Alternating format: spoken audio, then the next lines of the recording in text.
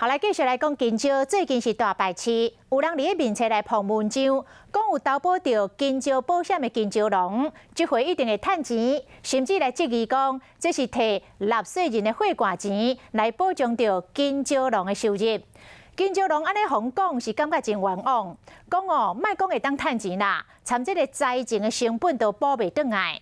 农委会主委陈吉仲嘛真怨气哦，讲无杀这个农业的保险，农民血本无过的时阵，是话要甲伊骂死。啊，即摆推出这个保险，各方讲是咧开人民的纳税钱，实在是真无奈。种愈济，了愈济。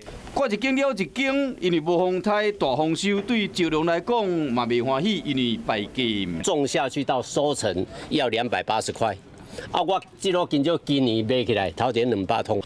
真无简单，有一个金蕉的保险，政府有补贴保费，投保了，敢来说讲减了一事啊。抑过外界一直骂讲乌白开钱，颠倒互蕉农趁钱，完全没有收入，而且拿出去的现金还没有办法拿回来。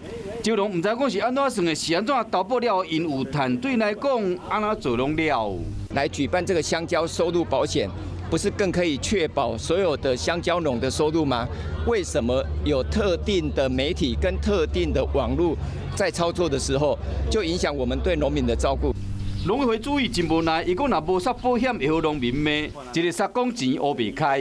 香蕉又是比较容易有所谓的产销失调，造成价格偏低，不管哪一种，农民的收入都会减少。农委会当然责无旁贷的要来举办香蕉的收入保险，不将额度扣掉区域的收入来算理赔金额，计算后浮动时，较袂拢规个乌有去。政府一番的呼吁，希望讲互农民唔能够干那看天公伯的面色伫食饭。